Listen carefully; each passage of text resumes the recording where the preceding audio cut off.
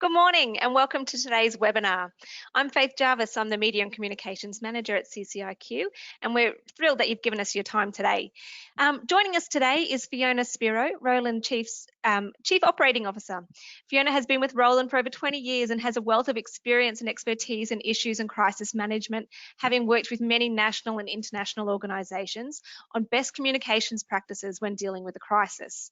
Alongside Fiona is Joe Osborne, Rowland's General Manager. Joe has more than 15 years experience in corporate communications across stakeholder management, community consultation and issues management, supporting clients in both the public and private sectors. Ladies, thank you for joining us today.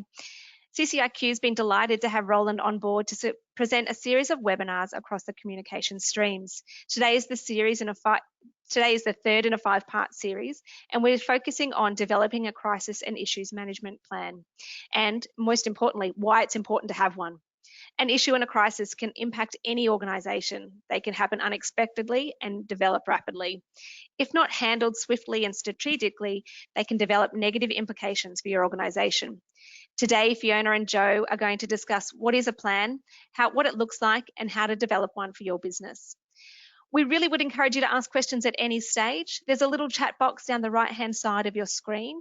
Please feel free to post any questions that you have there, and we'll get to them at the end of today's presentation.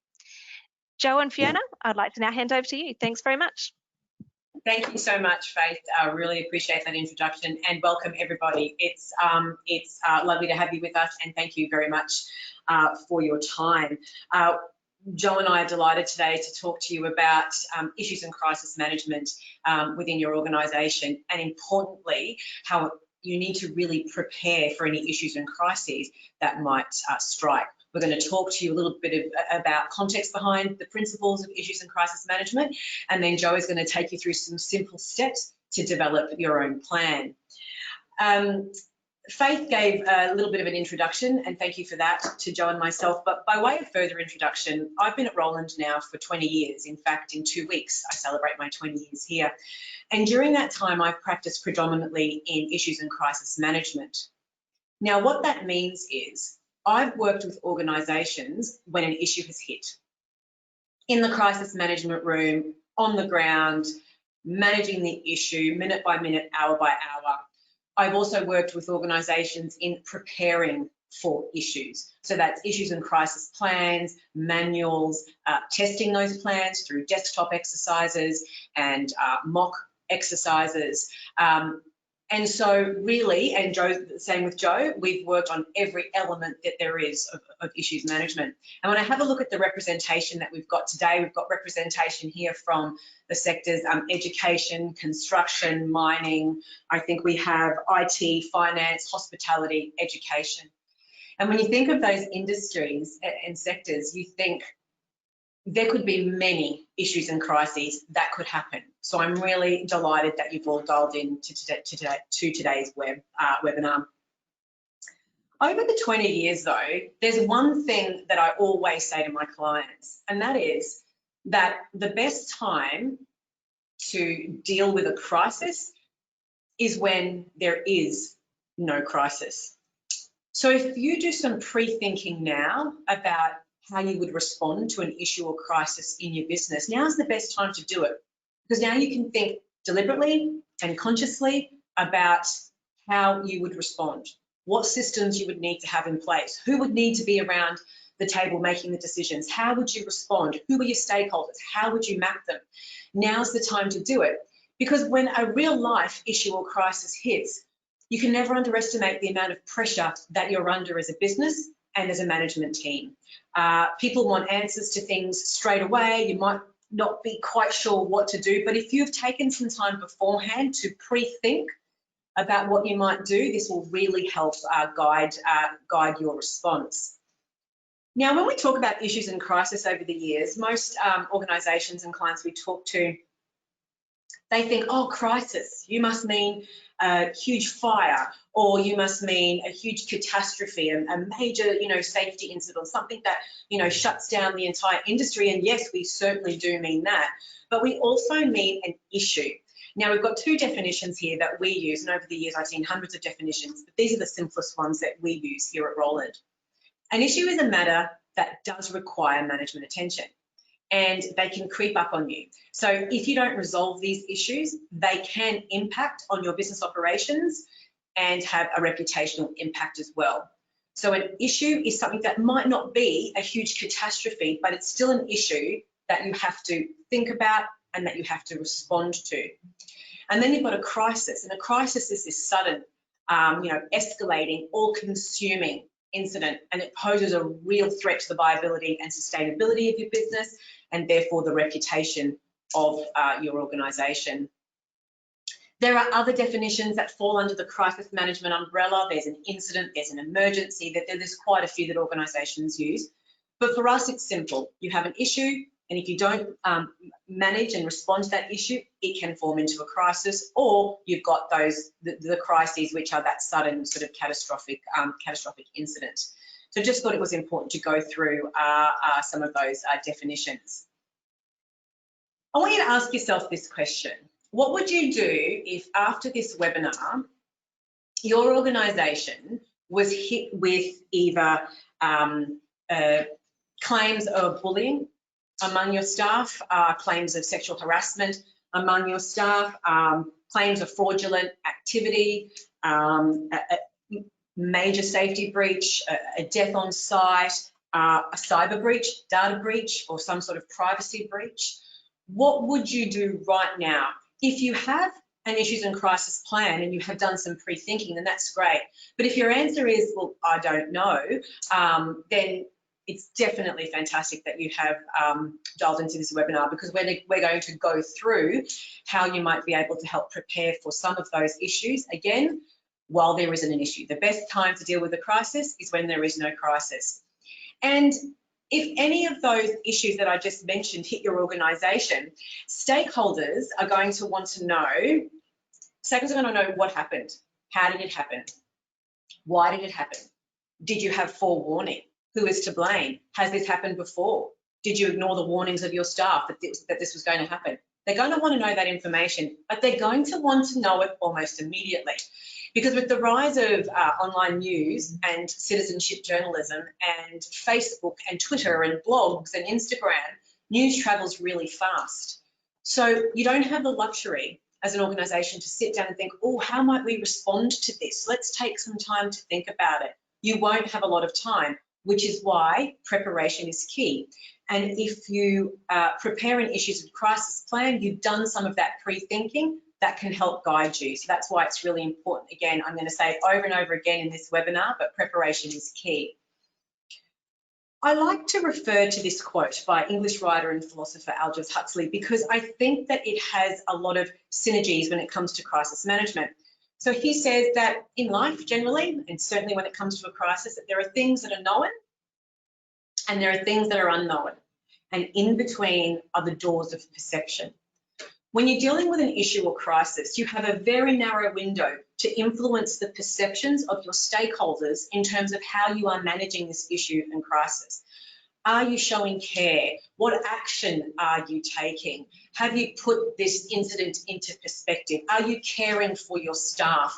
Are you caring for your customers? Do you have safety as your #1 priority? It is through those doors, that small window, those doors of perception, that you need to communicate effectively when it comes to an issue or a crisis. How do you do that? By preparing, by writing an issues and preparing the issues and crisis plan. It's all about preparation, because as I said, it's extremely difficult to try and do that as the issue is unfolding. I also really like to bring this up, which is the court of public opinion can and will destroy your reputation faster than any court of law. So any of those issues I mentioned earlier, safety incident, fatality on site, could be a major environmental incident, could be, some sort of food poisoning outbreak, something health related, whatever it might be, that will almost certainly always have an element of an investigation by some regulatory body, etc. And you could, down the track, find yourself with lawsuits or class actions or those sorts of things. That almost always happens when there is a major issue or a crisis. And those kind of procedures can take months or even years. What you have to focus on at the same time, right up front, is that court of public opinion. How do you communicate and show to your stakeholders that you have got this issue or crisis under control, that you are doing your best to protect safety, to protect customers, to protect suppliers.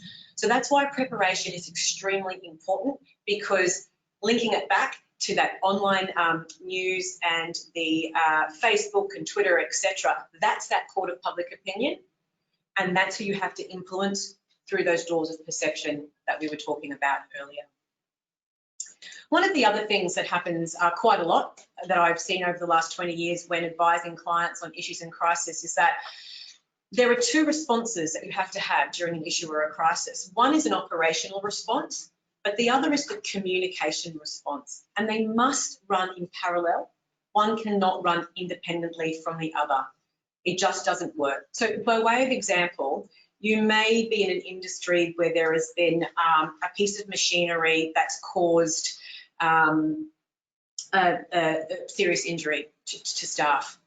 So as an organisation, you know operationally what you'll need to do, because you've probably got some procedures there. You'll need to, ensure that that piece of equipment might be, decommissioned or sent off for a service or an investigation or whatever that might be, to ensure that that doesn't happen again and put anyone else in harm's way.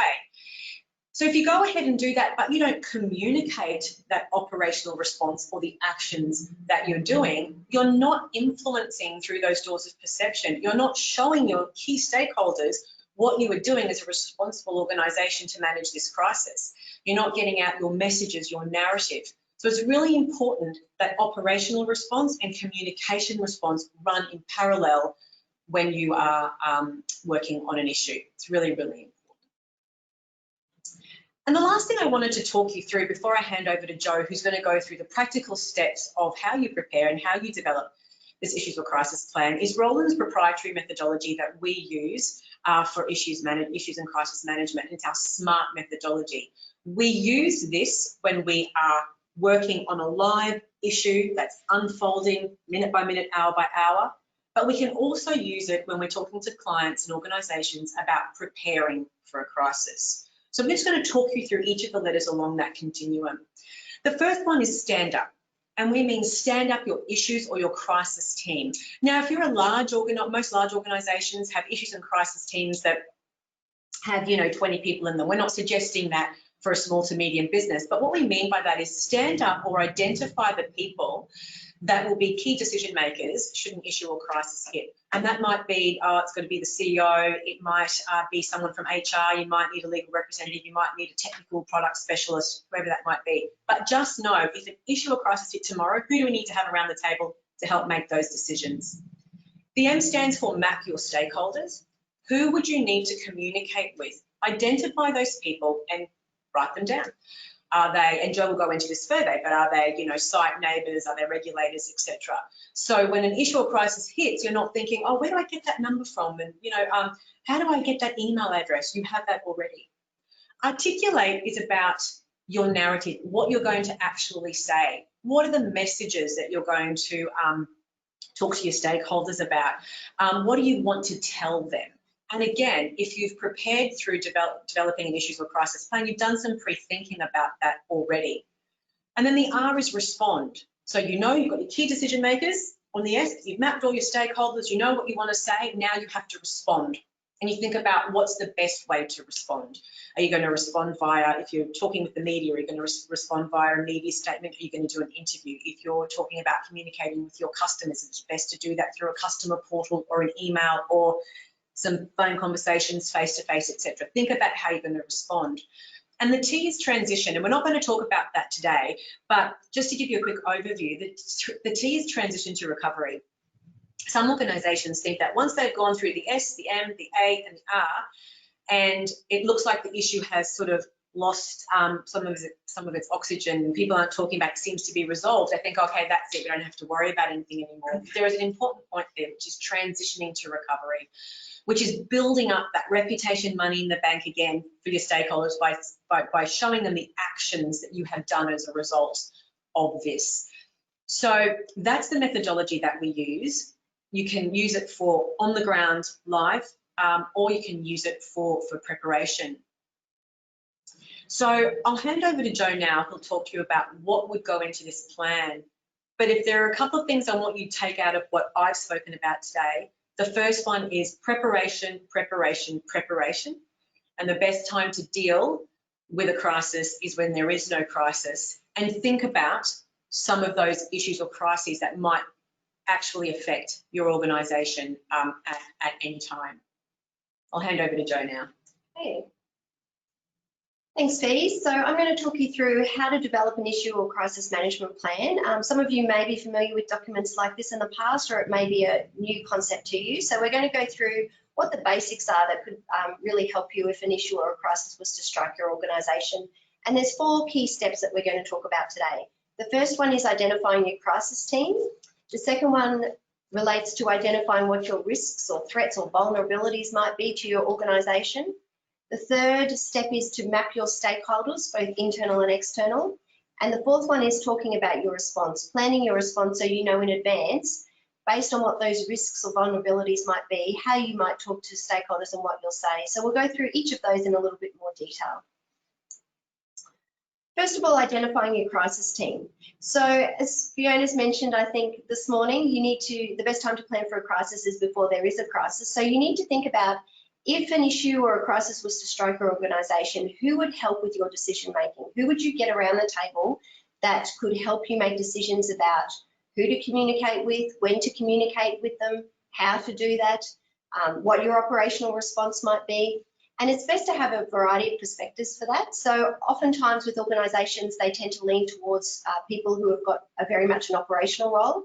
But we would always encourage clients to include different functions within their organisation as well too. So people from HR, maybe IT if it's a data breach type of issue, legal counsel if you've got some internal legal counsel. Sometimes your crisis team, we might recommend that people have somebody that they bring in external advisors, which is often where we come in, particularly external legal advisors. So if it's something that might be prone to litigation in the future, we would definitely recommend thinking about some external legal counsel.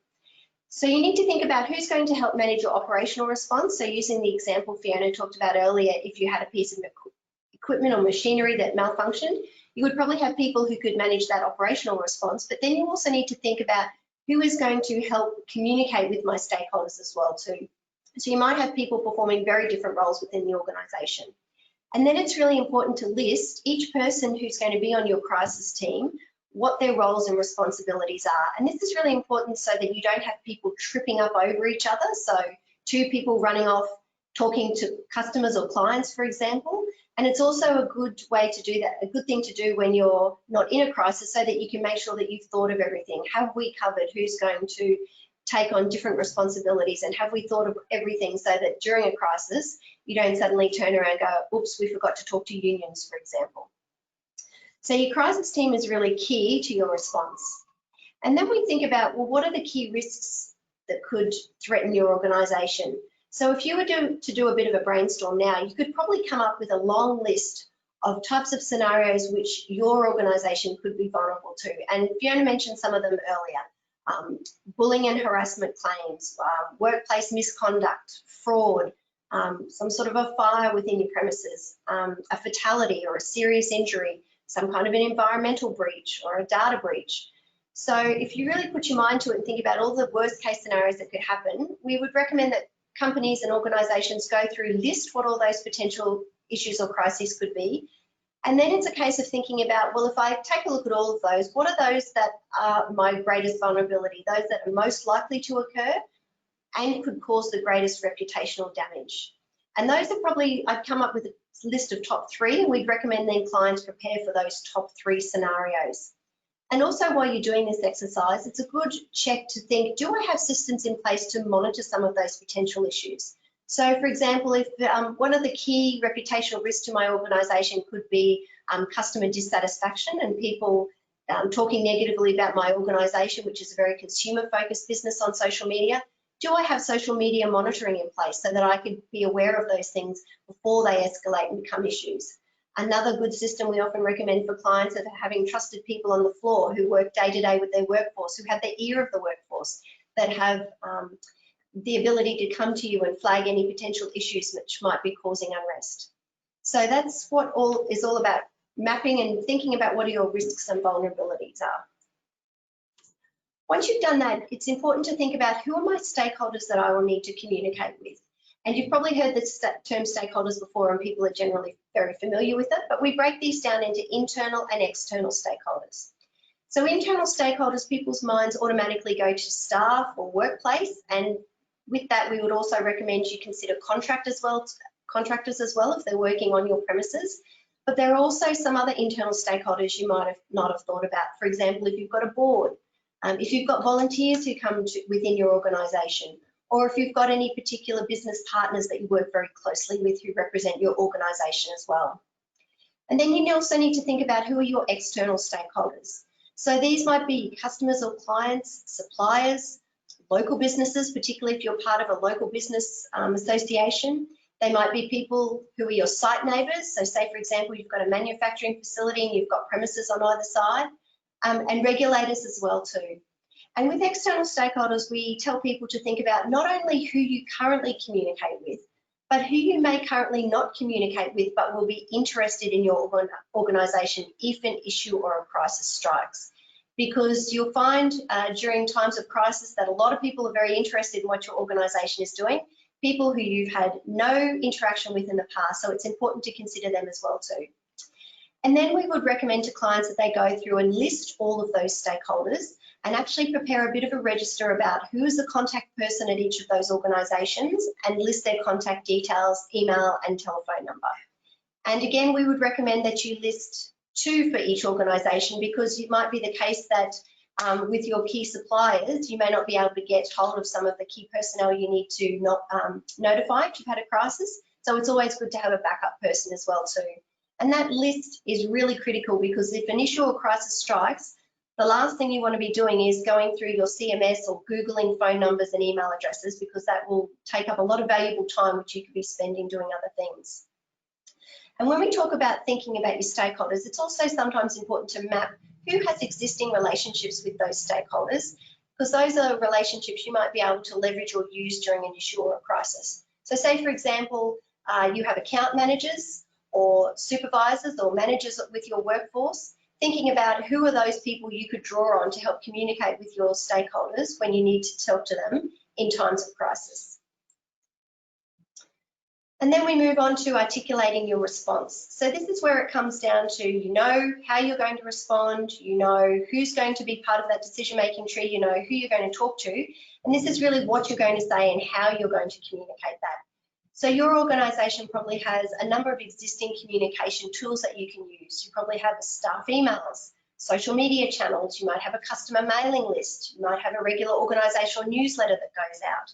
So think about what tools have you already got at your disposal, because it's probably best to use those when a crisis strikes rather than creating something when you're under pressure. Then think about when will you communicate with those stakeholders and what are your trigger points for doing that. So while we always recommend to clients that it's important to break your own bad news, you might not want to go out too early with that information. Conversely, you also don't want to wait too late. So you don't want all your staff hearing about some sort of an issue at your organisation through the media.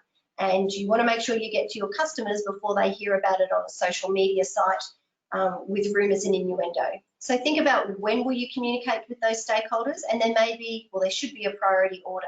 So you would always communicate with staff before your external stakeholders. And then you think about what will you say? So what are you going to tell people? What do you want them to think, feel, and potentially do as a basis of your communication? So that's where we really move into the next part, which is all about key messaging, which is talking about the umbrella themes that you want to talk to people about. What are the 3 key points you want people to take away from any communication? And what's the tone in which you're going to say that, which is also very important. And also think about who's going to provide those messages as well too, whether it's your CEO, your managers, your supervisors, your board members. So all of those can go into articulating your response. So if you did those 4 things, you'd be relatively well prepared to manage some sort of an issue or crisis. And again, as Fiona mentioned earlier, we recommend you would do those now, not when a crisis strikes, because you won't have time. The phone will be running off the hook, you'll have staff knocking on your door wanting to know what's going on. So you need to be prepared now. So what goes into a plan?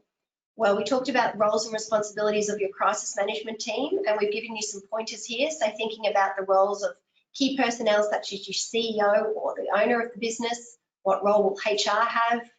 Legal advisors, whether you have them internal to your business or you have to bring in external legal assistance. If you've got people who are particularly adept at communication or communication officers within your organisation, do you have particular product or technical specialists that you need to draw on who will give you some technical information which will need to answer some of those questions which you're likely to get?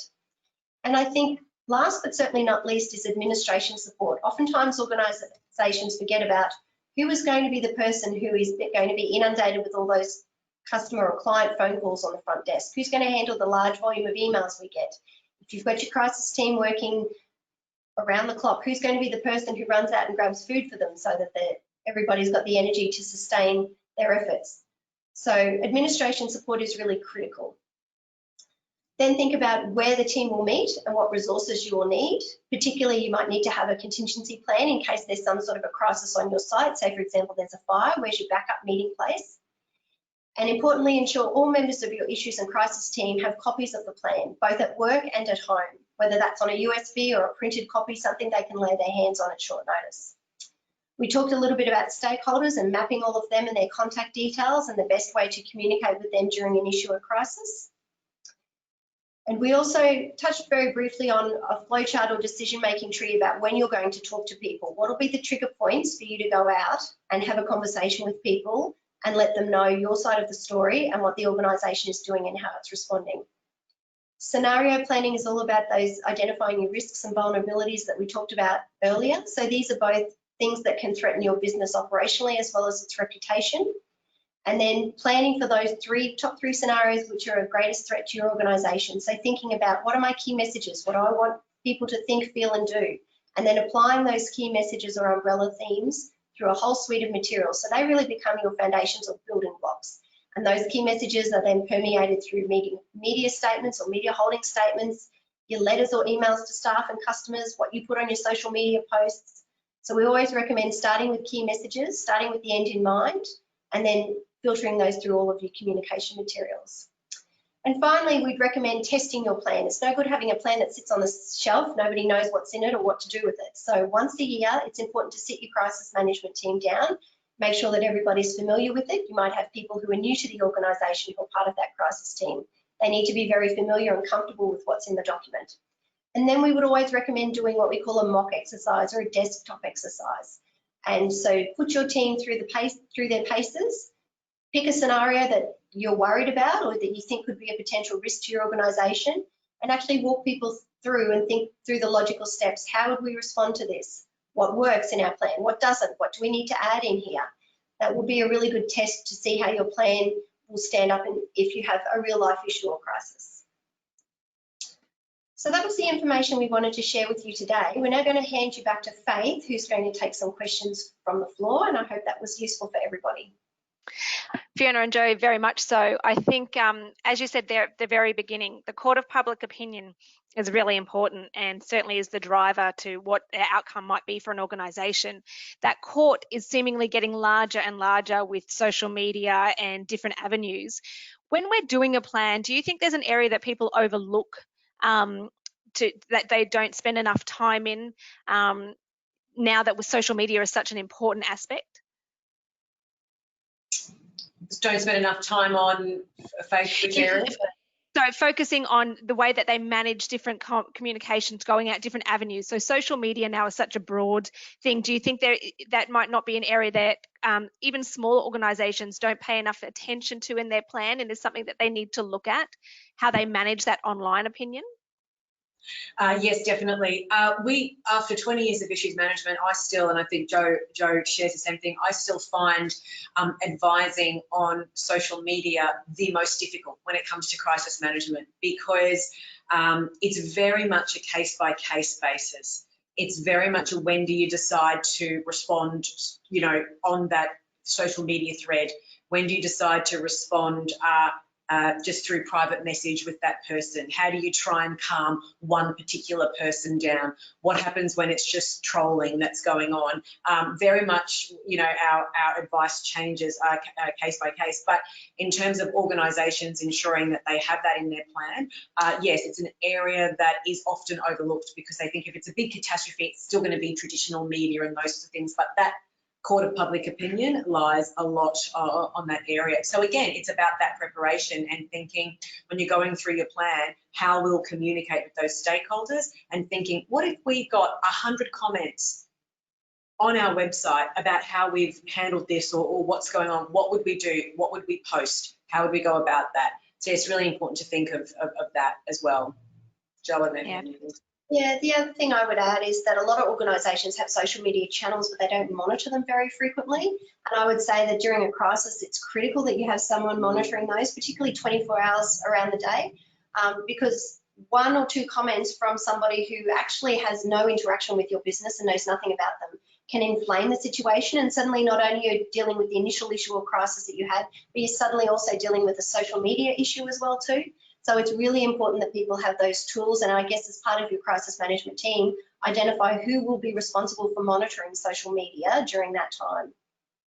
Yeah, absolutely, and especially because it doesn't stop as well, so constantly rolls on. We've had a question come through about if you haven't had a plan at all in place, is there a template or something or a good place to start to make that? So implementing all what you've suggested today, is there a preferred format or a template that people can use to guide them through that? I would say that last slide that we had, if you actually just went through each of those steps, so the last couple of slides that said how do you develop a plan, and actually answered each of those questions, that could become your structure. Answer those, put them together. So the first thing would be who's going to be our decision maker. The second thing is a table that maps all of your stakeholders that you would have to communicate with your phone, with their phone numbers and their email addresses. As Jo said, you don't want to be Googling. And then all of your scenarios, what could happen? Maybe pick the top 5 things that could happen in your organisation, and then go, we could have a fire, we could have sexual harassment, we could have fraud, and then think about what are some of the things that we would say if that happened in terms of our messaging. Would we use messages like safety and well-being of all of our people as our #1 priority? We are investigating this issue, and we will keep you updated as information comes to hand. What are some of the things you might communicate when that happens, and what are some of the things you might do operationally? And then how you would respond, what would be your trigger points. So I would go through and answer all of those questions, and if you answered them, that is in actual fact how we would structure a plan. And plans come in so many different shapes or forms depending on the organisation. I think I mentioned we've got some large organisations that have volumes, and we've got some smaller organisations where the issues and crisis plan is 6 pages long. It's just an issue, it's something to help guide their thinking. So if you follow those last 2 slides, I would say that gives you a pretty good template. Yeah, and the other thing I would say is it's important to make sure there's someone responsible for reviewing and updating that plan regularly. So what often happens is people develop a plan and then nobody has the responsibility of looking at it on a regular basis, but you need to nominate someone within the organisation whose job it is to go through and make sure the plan is up to date and also test it with the crisis team. Yeah, absolutely. And I think that a great tip you gave earlier was to make sure it's accessible as well. It's no point having it and then it being hidden. I know I've worked with organisations that we would print them out and make sure that they had them in their cars so that they're out on the road and had them out on hand should something ever come up, because, you know, you put a lot of work in, and as we know, if it's rapidly developing, you want to be on top of it. I've actually just had another social media question come in, and I know because it's as you mentioned, lots of small businesses and organisations do have channels and they're not always able to monitor them as they go. But if there is negative comments coming in, or there's an issue that's in the public sphere, do you recommend deleting negative comments off Facebook to try and manage a scenario as it's unfolding? Yeah, I was going to say, Joey's had a lot of experience with advising clients. We would always recommend to clients that they don't necessarily, unless it's something particularly defamatory or bullying or racist or sexist, we would recommend that people don't so much delete the post. You can actually hide the post so that it only appears to the person who has posted the comment and their followers or their friends. So to the person who posted that comment, it looks as though it's still there, but the rest of your stakeholders can't see it. And we oftentimes advise clients just to be very careful about how you respond to some of those negative comments on social media. Certainly if it was one or two individual isolated comments, it might be worth just keeping a watching brief on it. But if there were one or two comments that were then gathering a lot of steam and a lot of other people were jumping on the bandwagon and talking about them too, that's when you might actually need to go forward and proactively correct the record on social media. Or similarly, you could also address that person in a private message offline. But yes, if you delete the comment itself, then you do run the risk of the person who posted it coming and saying, my comment's been deleted, this is a cover up, the organisation's trying to hide something, which again might instigate a whole nother issue that you need to face as well too. So look at what your Facebook in particular settings are and use some of those other options, which can be quite good at dampening down some of that criticism, while also not totally alienating or riling up as an agitated stakeholder. But I must put that's exactly right, Jo. But would put the caveat on that with any advice is absolutely that we would give is on a case-by-case basis, and we would need to have a look at exactly what the issue was, what else is happening, those sorts of things. So it would be very much an individual case-by-case basis on what we'd advise. But as a general kind of rule, that's what we recommend. Yeah. It is, a complicated system when we're dealing with so many platforms now. And I think, as you said at the very beginning, it's the best time to be doing our plans now before we have a crisis unfolding, and being practically prepared for whatever might come up is the best place to start. Jo, Fiona, thank you so much for your time this morning. You've given some great insights and really tangible takeaways for people to start thinking about preparing their plans, hopefully never having to put them into place, but having the security of it there is good. Well, thank you very much, guys, and thank you very much to everybody for joining the webinar today. We're delighted to be able to spend this time with you. Thank you very much. And we will be sending out the slides and the recording of today.